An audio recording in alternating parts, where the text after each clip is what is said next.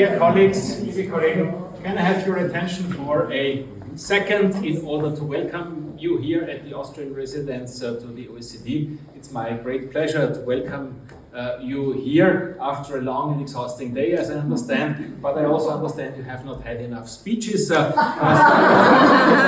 provide a few more speeches in order to kind of complete the day. We understand that you had a very interesting discussion today about the future of OECD, about the future of multilateralism. I guess it's now commonplace to say that multilateralism is somewhat under pressure. You have been discussing about the subject, how to improve the situation, and related to this subject is also the topic of the evening here, namely not only to appreciate the work of GovNet in this respect, but also to present a new book and a new initiative. On the new book, which you find here, and there's a couple of copies around, it is my great pleasure to welcome the two co-authors of the book. The first one is Carla Fetkash, lawyer and specialist in Russian studies from Graz and Geneva universities. She had been working for the US representation to the OSCE in Vienna and for the German GIZ, and as a matter of fact, she is also a former student of Ursula, so this is the connection. And the co-author is, I can say, a good old friend of mine, and I was about to say he's one of the leading anti-corruption experts of Austria, which is not true. He's the leading anti-corruption expert of Austria. Martin had been working in the Ministry of the Interior, in the Bureau, he had been heading the Bureau of Internal Affairs. He was the Dean of the International Anti-Corruption Academy, which is located in Vienna for 9 years. He was the president of the network European Partners Against Corruption, and then to Ursula,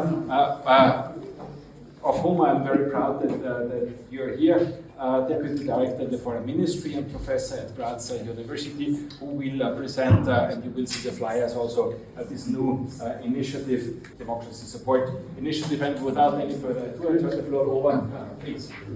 Yes, hello, good evening everyone. I'm very happy to be here and to share some insights from our new book with information drawn from key foreign policy documents by major global players like the European Union, the USA, China, Russia, and India, briefly also. All of these actors have a different, unique vision of the international order and of multilateralism, which is particularly interesting in the sphere of development. So a critical question that arises here is whether a global order can truly exist,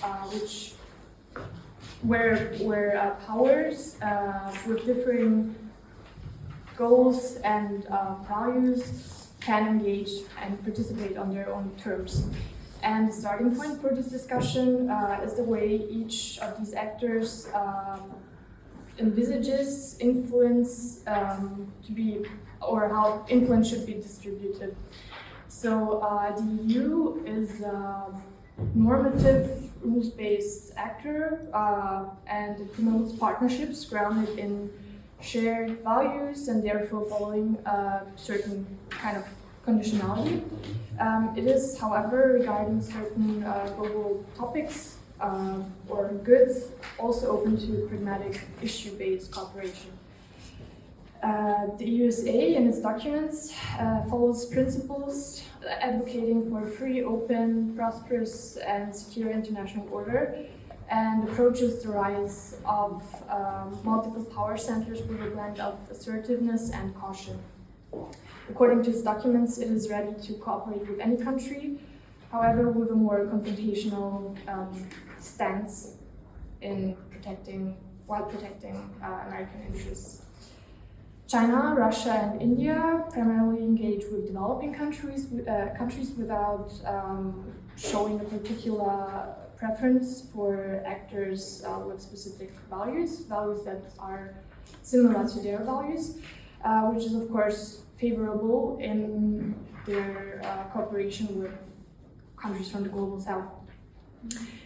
They aim to balance the influence between developing countries and industrialized countries, And China's approach specifically emphasizes sovereignty and international non-interference, building pragmatic partnerships through infrastructure investments and no strings attached aid to secure support in global forums, all while portraying itself as a global model for development, as a global role model for development.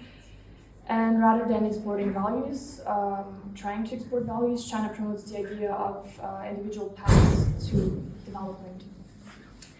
And it also uses multilateral cooperation as a tool to strengthen its own national interests and to achieve tolerance for its domestic actions and decisions, with human rights, according to China, being one of these domestic matters. It does not seek to completely undermine the existing international order, but rather to promote an order that features Chinese characteristics. Russia, on the other hand, actively tries to establish multipolarity and aims for a comprehensive transformation of the current system, emphasizing its traditional values and its historical significance. And at the same time, it wants to maintain internal stability. India, for its part, does not have a formal development strategy yet, but judging from its actions, it can be said that it navigates a distinct path to development with its multi-alignment strategy, balancing relationships with various actors, while pursuing strategic autonomy. In contrast to China and Russia, it also openly interacts with Western countries. Its foreign policy is driven by national interests rather than ideological alignment, especially focusing on internal development. So what we see is an emerging challenge of powers that are prevailing in the Western liberal model. These actors are trying to establish alternative frameworks. And given the success China and Russia have in the global south in sowing a common understanding between them and the developing countries or other developing countries and bringing them onto their track, it can be noticed that it is no longer necessary to pursue values or liberal values even to be part of the international system. The challenge to come to an end for all actors will be to balance national ambitions and the practical need for cooperation. The success of multilateralism depends on recognizing that no single model fits all and on remaining flexible and open for cooperation based on shared interests, without necessarily demanding ideological conformity.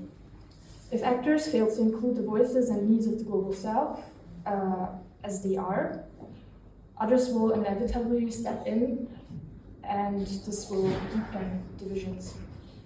With this said, I now hand over to Mr. Keutner to provide a more politic perspective. Thank you very much.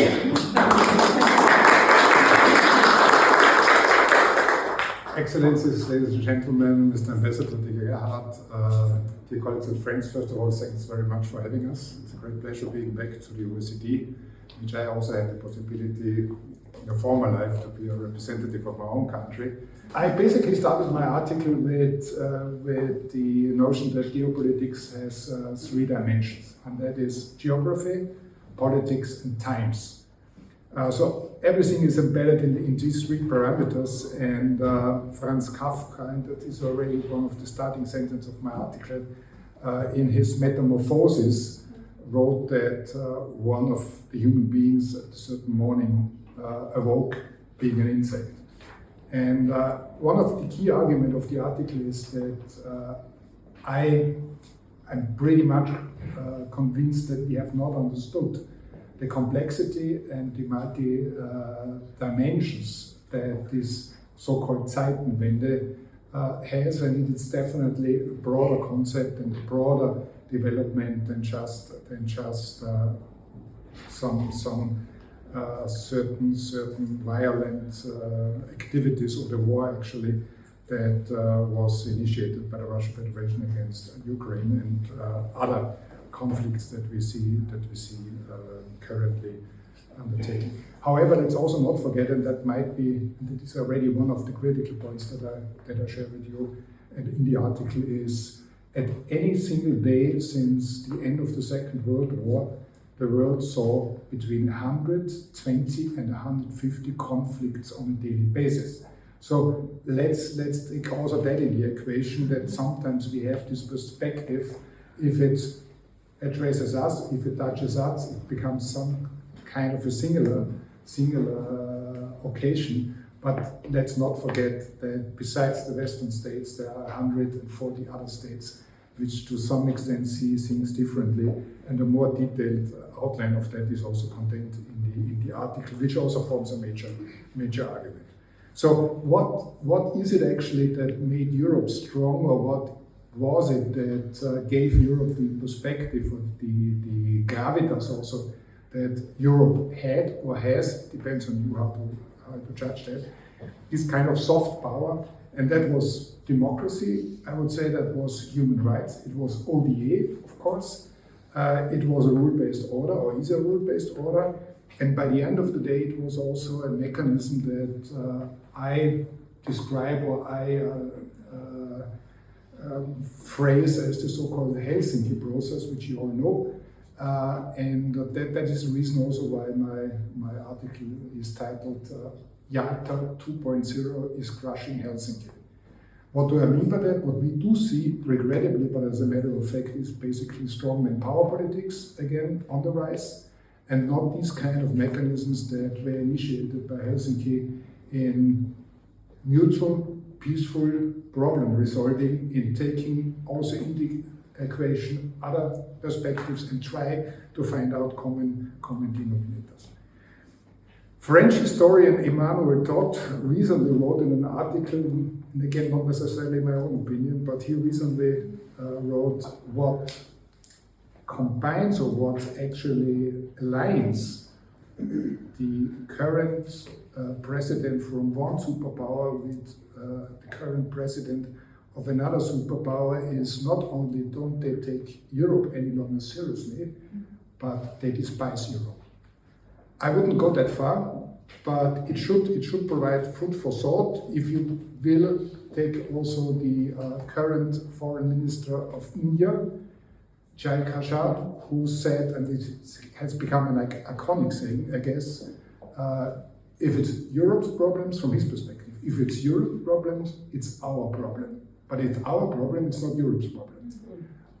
Or take also a recent article that was published, a commentary actually in the NZZ, in Neue Zürcher Zeitung, by the former president of the General Assembly, complicated name, Mahbubani, who was quite critical of Europe, because he basically said there is no more realism, there is no more pragmatism. There is lots of what Max Weber, one of the most famous sociologists, actually the founder of also modern political science, would have said, and that there's lots of ethics of convictions found, Gesinnungsethik, but not that very much ethics of responsibility, Verantwortungsethik. So just food for thought. To close, we might argue that quoting Ovid, one of the famous Latin philosophers, aura primus ad astra initio spuntus va, and so on, we might have been living in the golden age. But to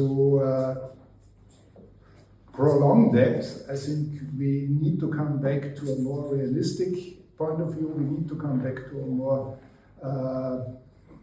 capabilities also what Juncker, the former Commission president, in 28 at his union address said, what we need is Weltpolitikfähigkeit, which translates into we need to have the capabilities really to again influence on the basis of the definition of our own interests, meaning European interests, emphasis on European interests, to influence world politics. Finally, and in conclusion, what we also need, of course, is more, as I called it in the article, omnilateralism. That means bringing together really everyone, not just multilateralism, which is 3 and more. By the end of the day, we need more mechanisms and more dialogue, more discourse, also among the 193 member states of the United Nations, plus, of course, countries, territories, you name them.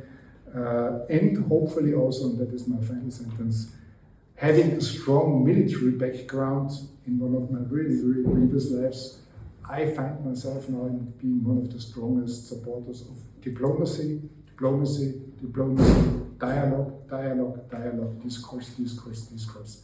Weapons are not, or exclusively weapons are not going to save the world. Thank you.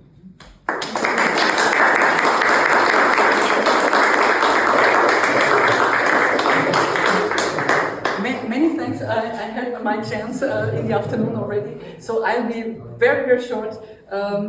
Just to make you acquainted with someone. Just to coming from words to action, let's say. This is the real title. I want to invite you and to extend my warm invitation that this small flyer and folder of democracy support, which reflects, of course, African views like Mogolovondo, also Okidi, Jima, or Folorunsho, and I'm really proud to have an African poem here on page 2 already, on everything that we cherish when we speak about democracy as such. And this is, of course, you know, this is really our task. This is the circle, thinking about that, not at the political level, but on the level of epistemic circles and academics and think tanks, and also, of course, member states representatives. So in this statement you will find not only a few cutting-edge think tank researchers we have from Ottawa onwards, but also a little bit stance of my own, and that's why it is civic space driven, it is human rights based, it is conflict sensitive, and it speaks of a reinvention of Agora, which I mean is the middle ground of revitalizing democracy, and I'm also a little bit Latin. It is also important, and this is my suggestion to you and to the government agenda, of course, that we focus a little bit more on this interaction between multilateral, collective action and what we are doing as donors in the countries. So please have a look at that.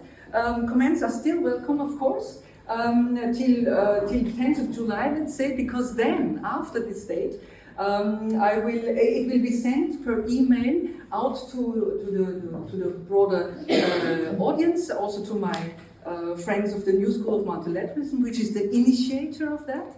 And then from 15th of July to August, maybe you can support it by a simple email to my email address. I will collect it, and the idea is then to issue this paper on LinkedIn and also on the homepage of my university.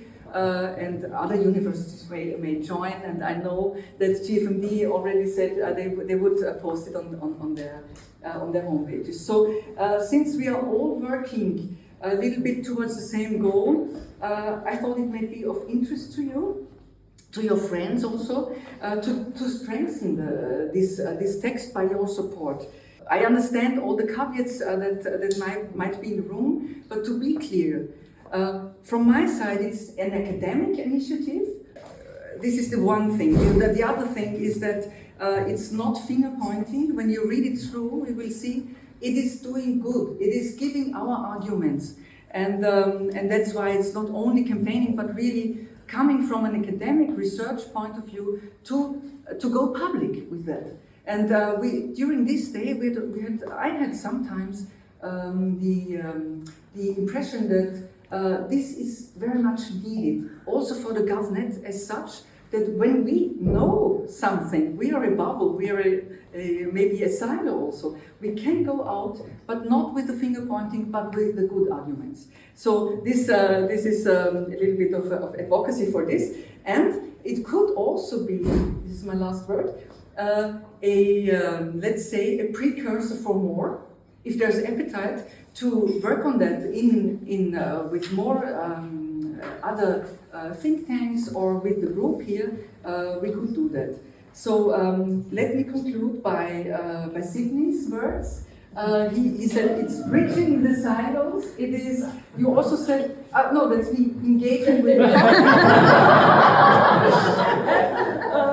So if you have a look at that, it is simply there for networking, and this networking is the main reason why we are here. The evening is should all be about networking as such, and with my gratitude to Gerhard, who is hosting this event, it is bringing pleasure to you and bringing it into life by maybe supporting this small initiative and enjoying the evening. So many thanks, and also for coming, and bonsoir.